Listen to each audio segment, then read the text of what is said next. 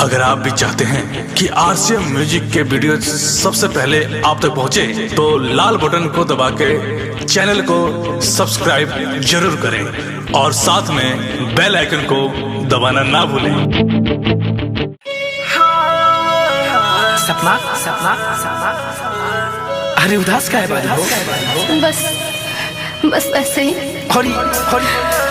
ये कार्ड के का धनंजय, अब तू हमके भुला जा, काहे कि हमर शादी कहीं और होता। अरे तू पागल तलाव गलू हम कहाँ से तता ये सच है। अरे हमरा जिंदगी के का होई रे पगली हो काले चल जाईबू तू बदल जाईबू अपन हाथे पिया के मेहंदी मल जाईबू। अरे जा काले चल जाईबू तू बदल जाईबू अपन हाथे पिया के मेहंदी मल जाईबू। दिल धड़क गइल फरक तोहरा बोलिया में काले तर जाई में हम तम जाई सोना ले कोई हला से हमर डोलिया में ऐसे मत बोला ना। हम तम जाई सोना ले कोई हला से हमर डोलिया में।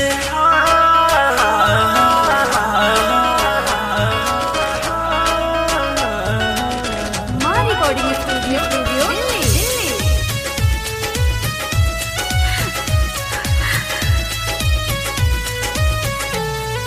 हो चले जाई दिल के हमर दियावा पुता के ले जाई हम पियावा के बगल में सुता के।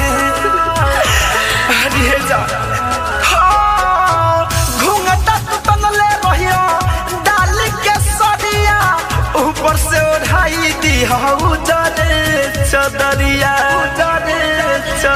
छुपाली हो लुकाली हो मन भर चेहरा के निहार ली हो तू तार दी पियावा के टोलिया में कल तर जाइब हम तम जाइब जान ले कोई हलास हमर टोलिया में कल तर जाइब हम तम जाइब सोना ले कोई हलास हमर टोलिया में।